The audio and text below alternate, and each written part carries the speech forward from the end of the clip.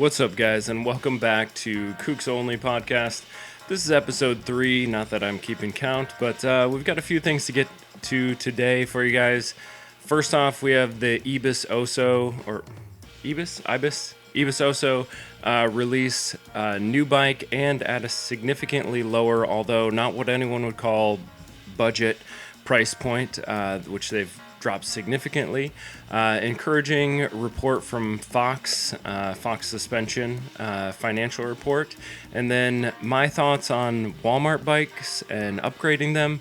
And then on that note, there's a new Schwinn Axum full suspension, which is kind of interesting to look at, although it does have some flaws for upgrading that I'll get to. And then lastly, a massive endurance feat by Lachlan Morton, pulling off a new FKT, or fastest known time, on the Auckland to Wellington segment, which we'll get to. It's an insane amount of riding. I think it's 400 miles in one day, or 400 miles in one shot there, and he smashed the record. So we'll get to the details on that. And let's jump into everything. All right, so the first thing we have here is the Ibis Oso release. Released for 2025. There are a few changes here, most notably the price. The Ibis Oso previously was closer to $10,000, and then this release price is $5,999. There are a few changes and updates here. I'll read through. This is basically Ibis's list of updates, so some of them are more superficial than others. First, flush-mounted top-tube Bosch system controller, Bosch wireless mini remote, included but not installed 900 lumen Lupin SLF Nano front light, so that's pretty cool to see. Increased frame stiffness in key areas, resulting in a more composed and predictable ride. Doubled the material thickness, improved coverage for both downtube and motor guards, and then expanded Bosch support to international customers with a dedicated Ibis team member. Lastly, subtle graphics and branding with new color options, metallic matte grizzly bronze, and a gloss smoky black based on the names of our favorite bears, because of the Oso.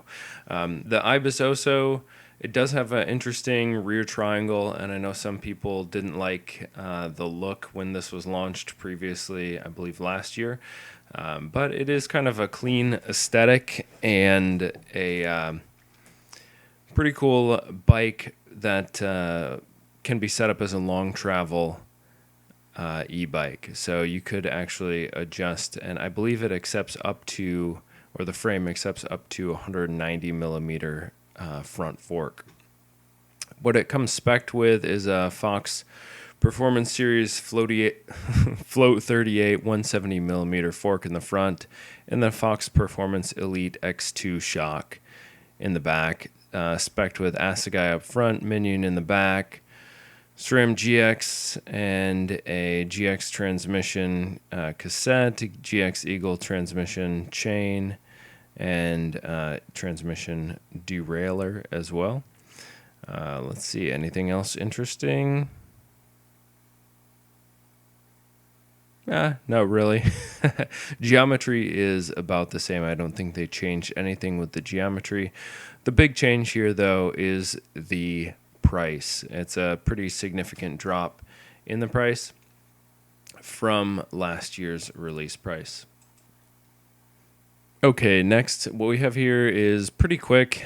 Fox Factory just released some financial information for the Q4 of the 2024 fiscal year. And it's interesting because it's one of the first positive releases in the bike industry in terms of how things are looking financially for any company, really.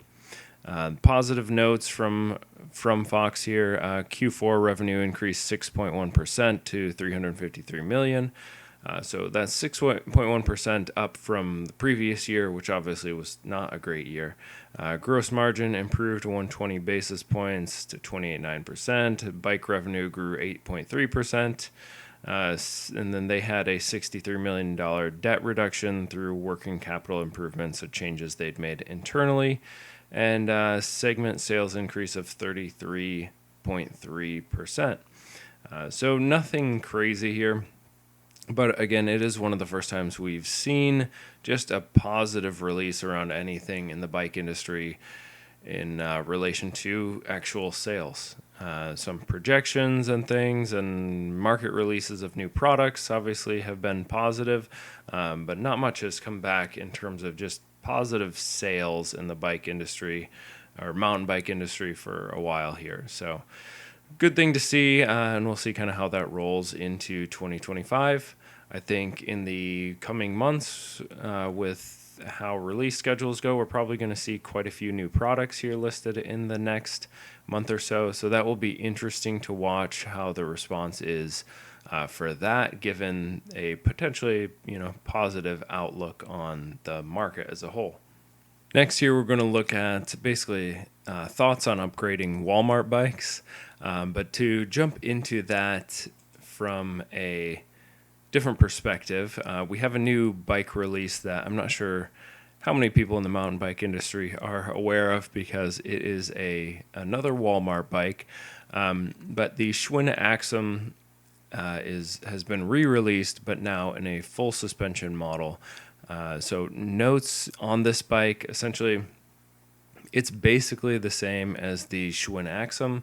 The geometry looks pretty much the same. Components look basically the same as well, but it is a full suspension bike. Actually, I would say there's one thing to note on the components being different, at least I believe different, from previous Axum. It is a $498 full suspension mountain bike. They're based on the components, the suspension components. I wouldn't be surprised if there are some notes on here around what types of riding it is intended for, but you'd have to go check out the bike and see what stickers are on there. Anyway, the geometry, I don't know, because Walmart bikes and I would say, well, not Walmart bikes in general, but most big box bikes don't always list full geometry specs. Eventually, after they've been out for a while, you usually can find them uploaded somewhere with a user-based site, but there's not much out here right now.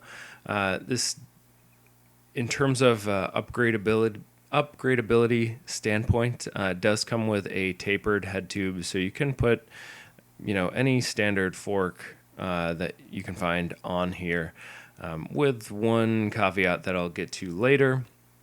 It does come with mechanical disc brakes, and it is on full 29ers. I can't remember. I believe you do have Schwinn-based or branded tires and Schwinn wheels, and then a Schwinn fork. I don't know the brand name on the shock. It's possible that that's a KS or Kind shock, like the Ozark Trail FS.2 that was released recently, FS.2 Slalom. But it is pretty similar to the FS.2 Slalom. It is $50 more expensive, and there is, I would say, basically one big difference that I would say leans in favor of the Ozark Trail. But, well, actually a couple. But basically, it's basically it's going to come down to the first difference will come down to the components. I would say that the SR Suntour fork on the Ozark Trail is probably better than the Schwinn fork, but they're both relatively inexpensive coil shock forks, so they're going to be very heavy and probably both, I would say, about 100 millimeters of travel. But yeah, just pretty pogo-y short travel forks that aren't going to take you very far. They'll hold up, and they'll get you on basic trails or gravel riding, or just messing around if you aren't going to get serious into mountain biking. But they're not great forks. The biggest difference here where the Ozark Trail is really going to stand out is the drivetrain. This is only a 1x7, so you only have 7 gears in the rear, which could be a pretty significant disadvantage while climbing. It does come with 2.4-inch tires. Looks like there's room to expand there. Probably capability to hold wider tires than the Ozark Trail. And then it does have an LT or L2 derailleur and shifter combo, which I've heard pretty good things about. I do know this does have a clutch, which will minimize some chain slap. But it does not have a through axle, so you're going to have a quick release in the back, and then with the fork in the front, you also have a quick release skewer. So the big drawback with that is just what I really like about these bikes, the Ozark Trail and the Schwinn Axum, is basically it's an upgrade platform where you're buying a frame and you're able to still ride it. Like, you buy this for the frame and you're going to upgrade it as you get more into mountain biking. And I would like it then if every piece was upgradable separately from other pieces of the bike. Right, you can upgrade just the brakes if you want to, which actually might be my first upgrade. Debatable, but it definitely would be one of the first to put on hydraulic disc brakes. It's not that expensive. You can get some Shimano hydraulic disc brakes for pretty cheap, but you can upgrade those without upgrading anything else. You can put up on a dropper post without upgrading anything else. So my big problem with how both bikes are set up is you do have quick release in the front. So if you want to upgrade the fork, you're also going to have to upgrade the front wheel, or you're going to have to find a fork. Preferably, you probably want to put on an air fork here to lighten up the front end a bit. You have basically one choice, which is RockShox Judy. Interestingly enough, that is a straight head tube, so you need to get an adapter to put a straight head tube fork into a tapered head tube frame, which, it's doable. But then that's the only fork that I could find when I upgraded a Schwinn Axum to actually have a quick release, and that's only 120 millimeters of travel, which maybe that's a great fit for where you're kind of maxing out this bike, and that's what you want to keep it as, and that could be what you end up doing. But I don't like that. If you want to upgrade that, you also have to upgrade the wheel set, which just is kind of a pain. You can't upgrade each part specifically without being forced to upgrade something that you didn't necessarily decide to upgrade. So that is something that is a negative on the Schwinn Axum FS, but it also is the Ozark Trail. And that's one of I would say my biggest takeaway here is that if you're buying a budget bike, you want it to be upgradable and you don't want to be forced into different upgrades. So I really do wish that these bikes both came with a fork in the front that had a modern through axle and was compatible with different upgrades. So, you're spending $498.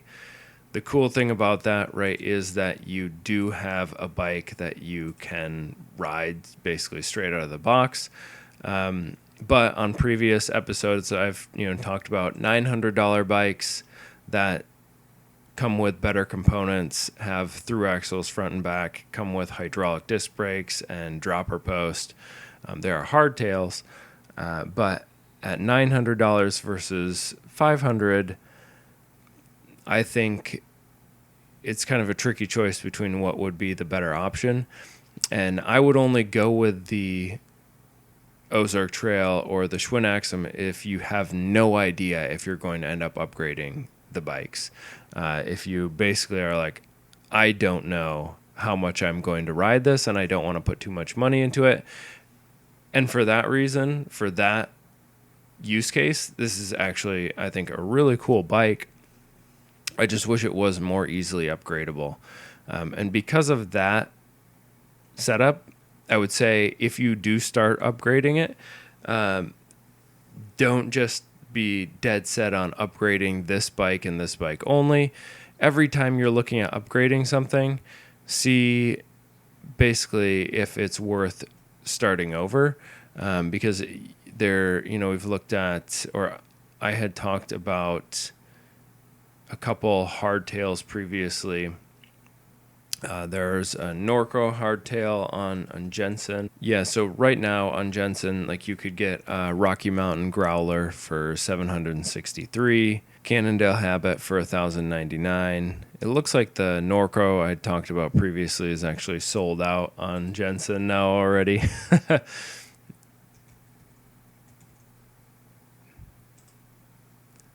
But then this is also one I've been really interested in. You could get a Newhouse Hummingbird for $1,199, and this comes with a really nice component spec.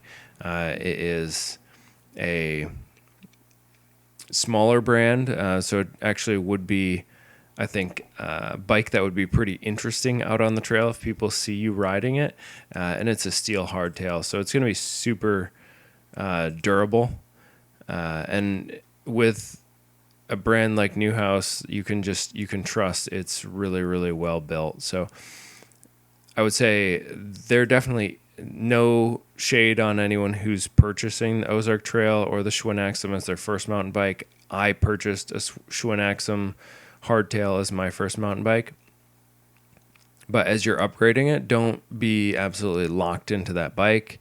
If you're really getting into it, there are mountain bikes that are just kind of one step up and come with a really nice component package and would be, in my opinion, a better use of your money spent than upgrading that platform. So always just keep assessing that. Those bikes are great platforms for upgrading if that's what you want to do, but don't be absolutely tied to it. And that's my overall thoughts on upgrading Walmart bikes. All right, the last thing we're going to get to here is an ultra endurance feat. I'm not sure how many of you are familiar with him, but Lachlan Morton is an Australian cyclist who's crushed all these FKTs, or fastest known times, for a bunch of different endurance feats. A lot of road cycling, and he's an absurd gravel rider and ultra endurance athlete. So recently he did a 30-day ride all the way around Australia, and the basically breaking news right now is that he beat a record that stood since the 1980s, which is the Auckland to Wellington. It's 647 kilometers, which comes out to 402 miles. Did this straight in 18 hours and 26 minutes and 58 seconds. So average speed of 21 miles per hour held through that time. He left at 4:09 a.m. and arrived at 10:35 p.m. in Auckland. So crazy feat. There's a video produced by Rafa kind of documenting the record-breaking attempt and success there. So it's a really cool video to watch. It's a little bit of controversy, actually, because the video, I don't know if they made a mistake or they made a decision, but essentially the record that was broken here, that Lachlan broke, was set in 1983 potentially by, but here's what the controversy is. It was set by Brian Fleck, and they featured him on the video basically as the guy whose record was being broken, which crazy because this record was broken or set in 1983 on steel bike, and apparently wearing wool clothing and eating bananas. But what they failed to mention was that Brian Fleck's record was broken the next year by a man also confusingly named Brian. So Brian Lambert had broken Brian Fleck's record, and I believe still in 1983. So Lachlan Morton is beating a record that was set in 1983 still by a guy named Brian, but not the Brian who was featured on the video as the guy whose record was being broken. So they basically featured Brian Fleck on here as if his record was being broken, but it was actually broken basically immediately after by a very close margin, I believe, in 1983 by Brian Lambert. And then Lachlan Morton now in 2025 is breaking the 1983 record. And I don't have the exact numbers handy on how much he broke it by, but it was, I believe, about 58 minutes, which is crazy because this is an 18-hour and 26 minute record time now. So he almost took a full hour off of that time. The thing to note with that is just the advancements in technology, both in the clothing that he's wearing, but also the bike he's using, and the nutrition and hydration and everything come a long way. So it's pretty amazing that this record stood for so long. But interesting that Rafa actually got themselves in apparently a little bit of trouble by not really tracking who was the actual record holder, which kind of boggles my mind that they didn't have it. I do have it. He previous time was 19 hours 59 minutes. So Lachlan Morton beat that by over an hour and a half this year. So crazy stuff. I'm super interested in that FKT scene, especially like ultra running, and there's some climbing mixed in there, and then bicycling feats. There are mountain biking FKTs or fastest known times, road cycling, gravel, ultra running in single day efforts, but there's also multiple or multi-day, like the entire Appalachian Trail. So it's pretty interesting stuff if you're anywhere in the outdoor industry, but some cool stuff on bikes as well to follow there. And the main article I was looking at for this specific story here was from Velo. There's a Velo podcast and then just a Velo site hosted on Outside. And mountain bike fans are probably familiar with the host of the Velo podcast, which is Mike Levy. So if you want to go hear Mike Levy talk and you miss him from Pink Bike, head over to Velo. But he's only talking about gravel bikes and road bikes now. So a little different. But guys, thank you so much for listening to this episode of the Kooks Only podcast, and we will catch you on the next one. Have an awesome day. Cheers.